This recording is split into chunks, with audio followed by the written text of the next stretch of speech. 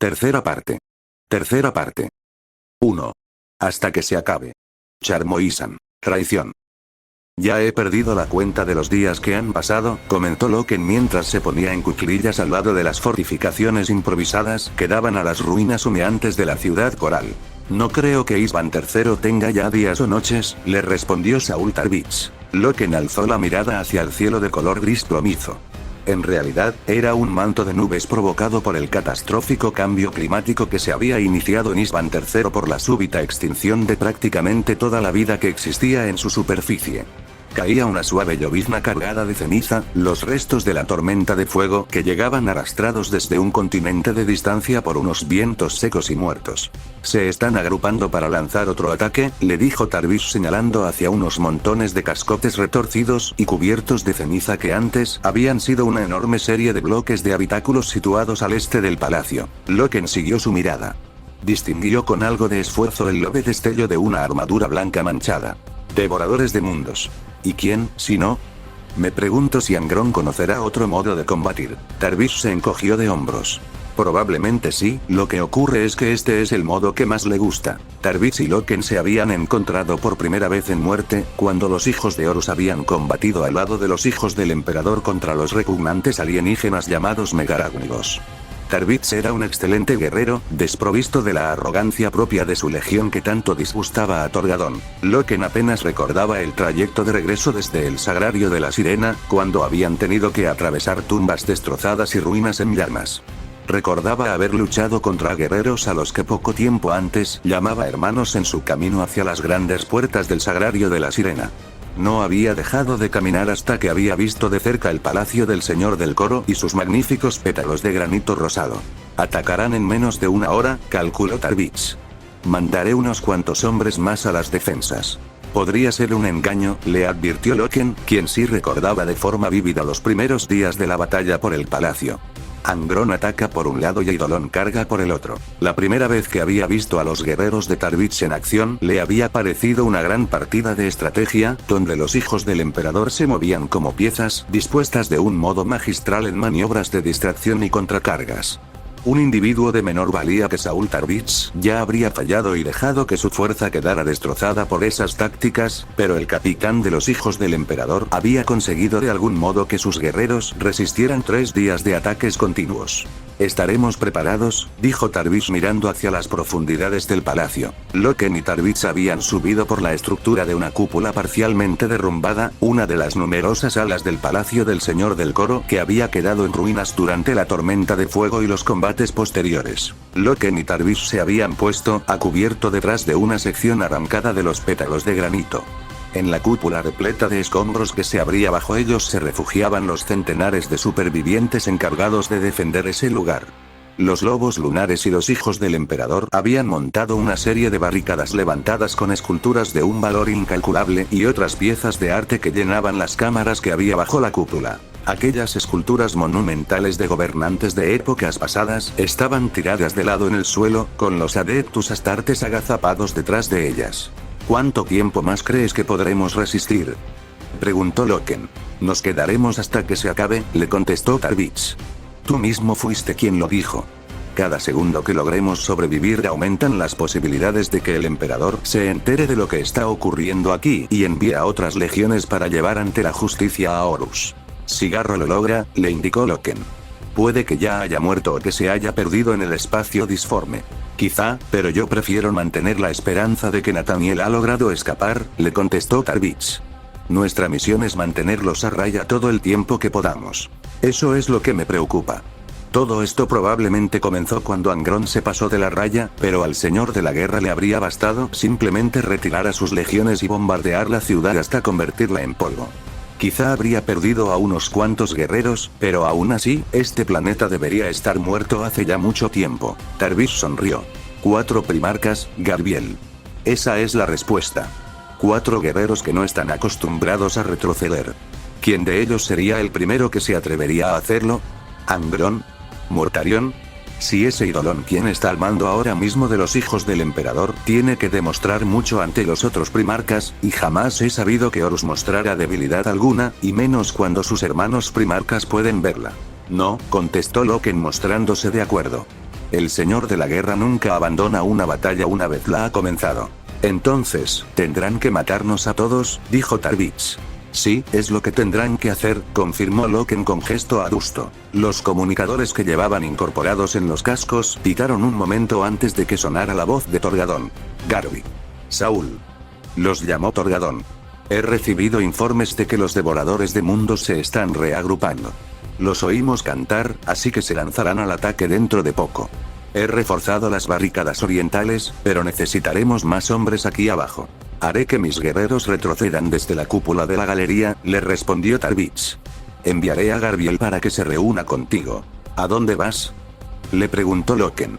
Voy a asegurarme de que el norte y el oeste sigan cubiertos y también a trasladar unas cuantas armas pesadas a la capilla, le informó Tarvitz al mismo tiempo que señalaba a través de las ruinas de la cúpula hacia la extraña forma orgánica de la capilla de los cantores de guerra, que se alzaba adyacente al complejo del palacio. Los supervivientes habían evitado de un modo instintivo la capilla, y pocos habían llegado a ver el interior. Sus propias paredes apestaban a la corrupción que había consumido el alma de la ciudad coral. Yo me encargaré de la capilla y Lucius se ocupará del terreno a nivel del suelo, continuó diciendo Tarvitz mientras se daba la vuelta de nuevo hacia Loken. Te juro que a veces pienso que Lucius en realidad está disfrutando con todo esto. Si quieres saber mi opinión, creo que demasiado. Será mejor que no lo pierdas de vista, le sugirió Loken. Resonó una explosión apagada y familiar. Una torre de humo y de escombros ascendió procedente de algún punto del torturado paisaje de la ciudad coral, al norte del palacio. Increíble, comentó Tarvitz. Todavía quedan guerreros de la Guardia de la Muerte vivos en algún lugar. Los de la Guardia de la Muerte son difíciles de matar, replicó Loken mientras regresaba hacia la escalera improvisada que bajaba hasta los restos de la cúpula de la galería. A pesar de sus palabras, sabía que se trataba de algo increíble. Mortarion, que jamás hacía las cosas de un modo refinado, se había limitado a aterrizar con el transporte orbital de tropas de mayor tamaño que existía en su flota. Lo había hecho en el extremo occidental de las trincheras, y las había acribillado hasta saturarlas de proyectiles disparados por las torretas de la nave mientras sus guerreros se desplegaban. Aquella había sido la última ocasión en la que alguien había oído hablar de la Guardia de la Muerte en la ciudad coral. Sin embargo, por los proyectiles de artillería que se disparaban de forma esporádica y casi sin apuntar, pero que casi siempre caían en los campamentos de los traidores, era evidente que algunos guerreros leales de la Guardia de la Muerte habían conseguido resistir todos los esfuerzos de Mortarion por acabar con ellos. Solo espero vivir el tiempo suficiente, dijo Tarvitz. Nos estamos quedando sin suministros y sin munición. Pronto andaremos escasos de Adeptus Astartes. Mientras uno siga con vida, capitán, lucharemos, le prometió Loken. Horus escogió mal a sus enemigos. Haremos que se arrepienta de haberse enfrentado a nosotros. Pues entonces, hablaremos después de que Angron salga otra vez con el rabo entre las patas, le contestó Tarvitz. Hasta entonces, Loken bajó hasta la cúpula y dejó a Tarvitz a solas unos momentos para que contemplara la ciudad destruida. ¿Cuánto tiempo había pasado desde la última vez que lo había rodeado algo que no fuera el lugar de pesadilla en que se había convertido la ciudad coral? ¿2 meses? ¿3? El palacio estaba rodeado en todas direcciones de cielos cenicientos y ruinas humeantes hasta donde llegaba la vista. La ciudad parecía el tipo de infierno en el que los hispanianos probablemente habrían creído un tiempo atrás. Tarvitz se sacó aquella idea de la cabeza. No existen infiernos, ni dioses, ni recompensas ni castigos eternos, se dijo a sí mismo. Lucius era capaz de oír el ruido de la muerte. Podía leer el sonido como si estuviera escrito en una partitura. Conocía la diferencia entre los aullidos de combate de un devorador de mundos y los de un hijo de Horus, la variación entre las cualidades tonales de una andanada de proyectiles Volter que se disparaba para apoyar un ataque o para defender una posición. La capilla que Saúl le había ordenado defender era un lugar muy extraño para formar parte de la última batalla de los verdaderos miembros de la Gran Cruzada.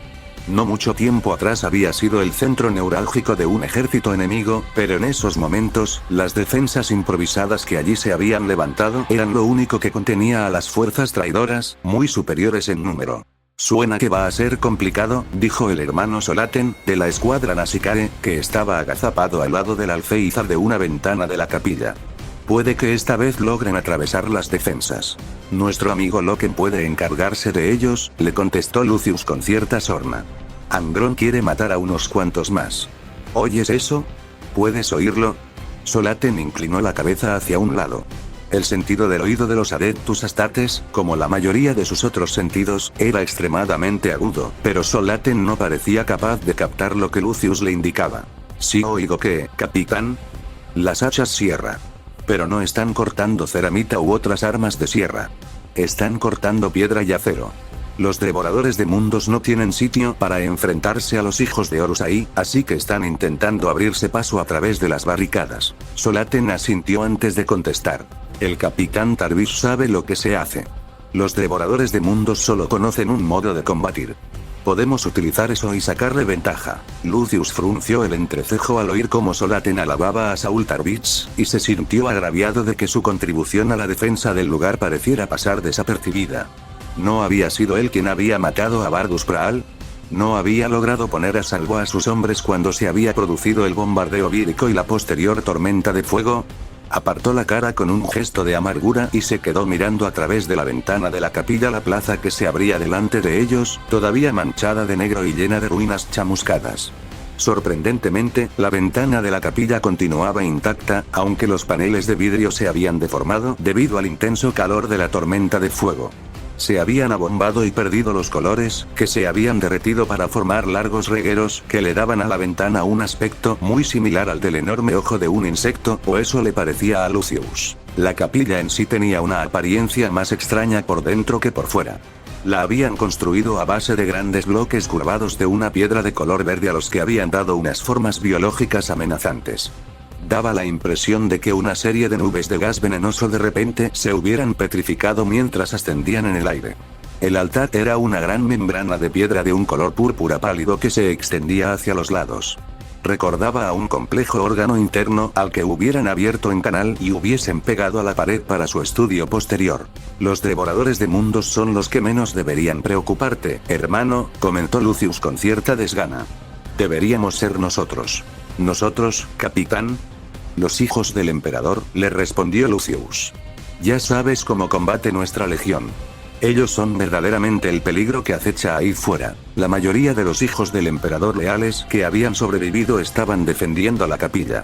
Tarvis se había llevado consigo una pequeña fuerza para cubrir la puerta más cercana, pero varias escuadras se habían quedado para desplegarse entre las extrañas protuberancias semejantes a órganos que surgían del suelo de la capilla. A la escuadra Nasicae tan solo le quedaban 4 guerreros, incluido el propio Lucius, y dirigían el destacamento de asalto de la fuerza de supervivientes junto a las escuadras Kemongil y Raeterin. Tarvis había desplegado al sargento Kaiteron en el tejado de la capilla junto a su escuadra de apoyo, además de la mayoría de las armas pesadas que les quedaban a los hijos del emperador. Los Adeptus Astartes de las escuadras tácticas se encontraban apostados al lado de las ventanas de la capilla o se protegían en el interior. El resto de las tropas de Lucius estaban desplegadas a cubierto en el exterior de la capilla, entre las barricadas que formaban los bloques de piedra derribados y que habían amontonado durante los primeros días del asedio. 2000 marines espaciales, más que suficientes para toda una zona de combate de la Gran Cruzada, defendían una simple ruta de aproximación al palacio, con la capilla de los cantores de guerra actuando como cierre central de la línea. Lucius captó un movimiento con el rabillo del ojo y escrutó a través de la ventana deformada los edificios ennegrecidos que se encontraban al otro lado. Allí estaba. Un nuevo destello dorado. Sonrió, ya que sabía muy bien cómo combatían los hijos del emperador. Contacto. Gritó avisando al resto de su destacamento. Tercer bloque al oeste, segunda planta. Estoy en ello, contestó el sargento Kaiteron, un oficial de armas preciso que consideraba la guerra un problema matemático que debía resolverse con ángulos de disparo y saturación de proyectiles. Lucius oyó a las escuadras moverse por el tejado para apuntar con las armas pesadas hacia la zona que les había indicado. Frente occidental, preparaos. Ordenó Lucius. Varias de las escuadras tácticas se apresuraron a tomar posiciones de tiro junto a Lucius a lo largo de ese lado de la capilla. La tensión que sentía era deliciosa, y Lucius notó que por las venas le corría un estremecimiento de éxtasis a medida que la canción de la muerte aumentaba de potencia en su sangre. Un enfrentamiento cara a cara implicaba nuevas oportunidades de perfeccionarse en el arte de la guerra, pero para que la ocasión fuese realmente memorable, hacían falta esos momentos de impaciencia febril, cuando todo el peso de la muerte y de la gloria en potencia le recorría el cuerpo. Los tengo, le comunicó Kaiteron desde el tejado de la capilla. Son hijos del emperador. Una fuerza considerable desplegada a lo largo de varios pisos. También veo varios vehículos blindados, Land Raiders y Predators. Cañones láser a vanguardia. Que los bolters pesados cubran el terreno descubierto a media distancia y se solapen entre sí. Eidolon, dijo Lucius de repente. El capitán de los hijos del emperador los vio por fin con claridad. Eran cientos de Adeptus Astartes con los colores púrpura y dorado de la legión que idolatraba.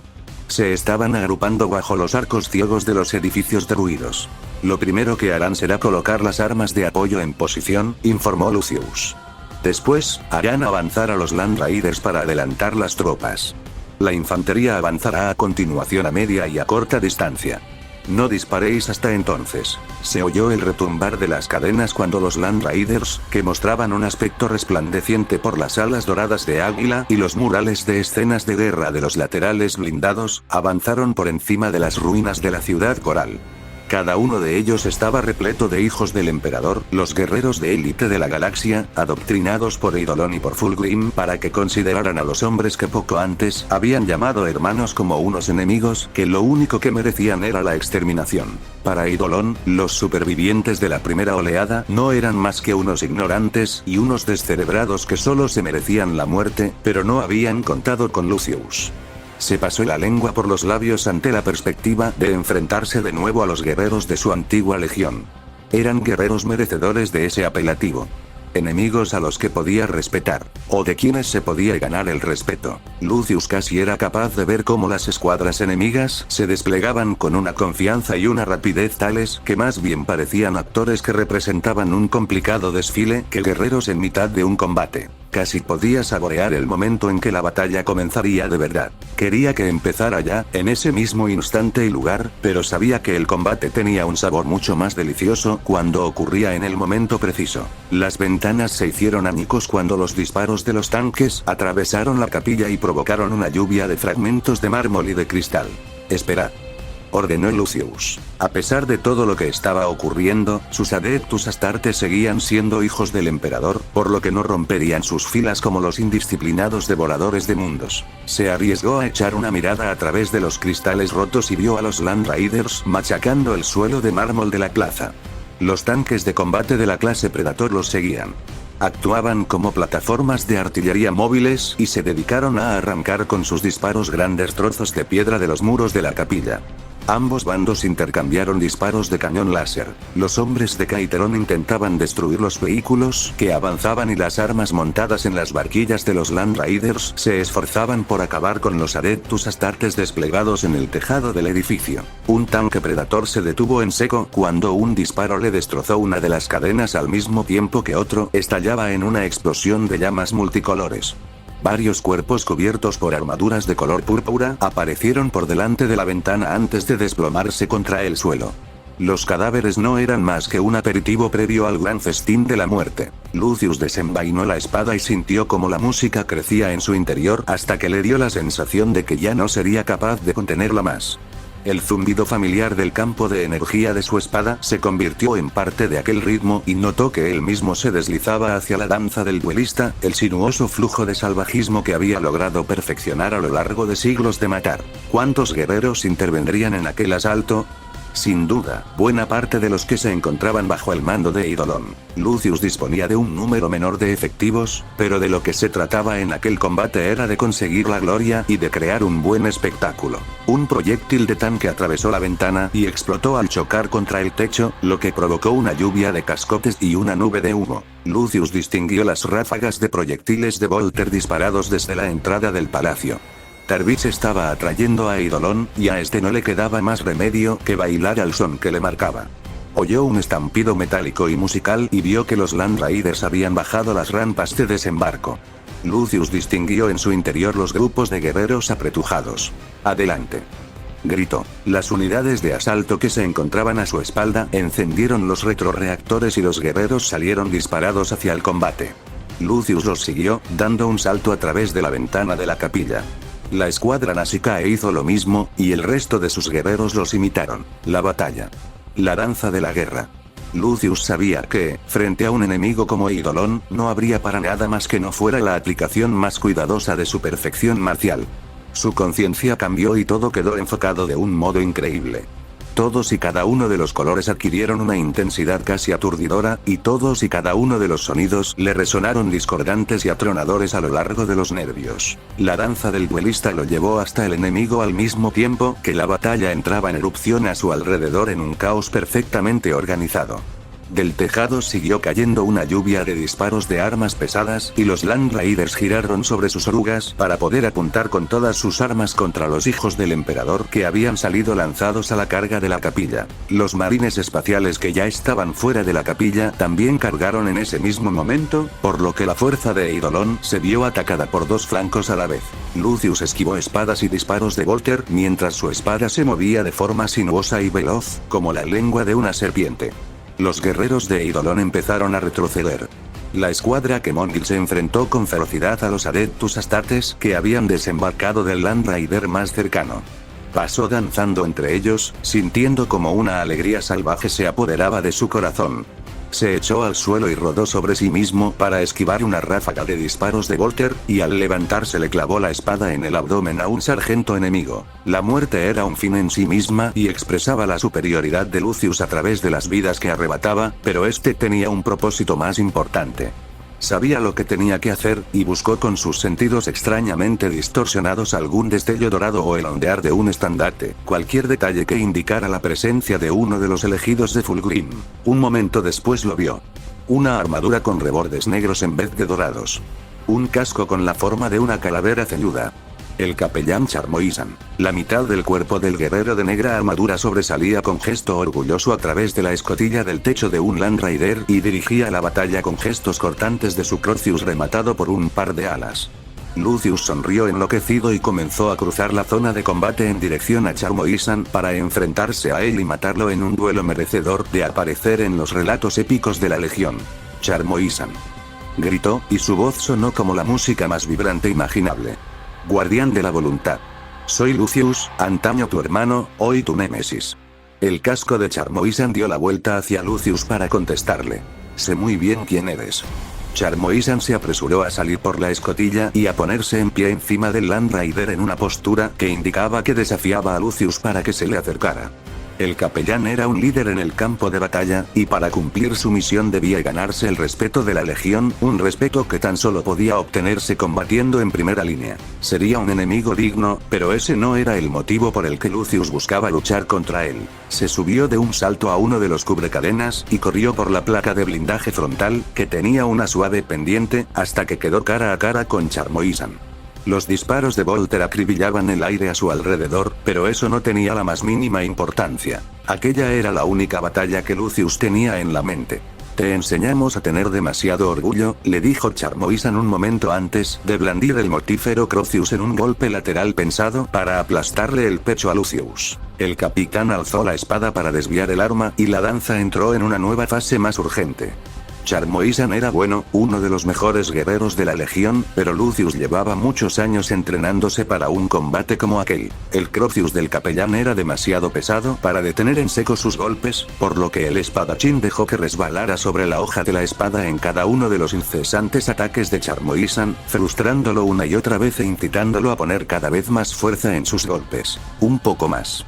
En unos pocos momentos más, Lucius tendría su oportunidad. Le encantaba el modo en que Charmoisan lo odiaba.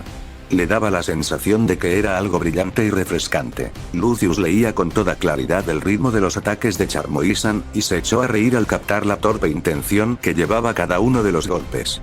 El capellán quiso matar a Lucius con un único y demoledor impacto, pero el Crocius se alzó demasiado cuando Charmoisan lo sostuvo demasiado tiempo mientras reunía fuerzas para asestarlo. Lucius se lanzó a fondo y su espada trazó un amplio movimiento de corte que rebanó los brazos alzados del capellán. El Crocius cayó al suelo y Charmoisan dejó escapar un rugido de dolor cuando las dos extremidades, cortadas a la altura del codo, lo siguieron a continuación. La batalla siguió rugiente a su alrededor y Lucius dejó que el ruido y los destellos de aquel espectáculo saturaran sus ya sobreestimulados sentidos. La batalla lo rodeaba, pero su victoria era lo único que importaba. ¿Sabes quién soy, y tu último pensamiento será el de la derrota?, le dijo Lucius. Charmoisan intentó hablar, pero antes de que las palabras le salieran de la boca, Lucius hizo girar su espada en un mandoble que le separó de cuajo la cabeza a Charmoisan de los hombros. Un chorro carmesí manchó la pintura dorada del casco del Land Raider. Lucius atrapó la cabeza en el aire mientras todavía giraba y la sostuvo en alto para que todos los guerreros que había en el campo de batalla pudieran verla. A su alrededor, miles de hijos del emperador luchaban a muerte. La fuerza de Eidolon, rodeada por ambos flancos, se estrelló contra las defensas del palacio y después retrocedió. Tarbix encabezó el contraataque y la ofensiva de Eidolon se deshizo. Lucius se echó a reír cuando vio que el tanque insignia del comandante general, un Land Raider cubierto de estandartes de victoria, se alzó por encima de un montón de escombros mientras se retiraba del combate. Los lealistas habían ganado esa batalla, pero Lucius se dio cuenta de que no le importaba. Era él quien en realidad había ganado esta batalla. Sacó la cabeza de Charmoisan del interior del casco en forma de cráneo, y supo lo que tenía que hacer para que la canción de muerte siguiera tocando en su interior. La capilla de los cantores de guerra estaba en silencio. Centenares de cuerpos cubrían el suelo, con las armaduras de color púrpura y dorado quemadas y agrietadas.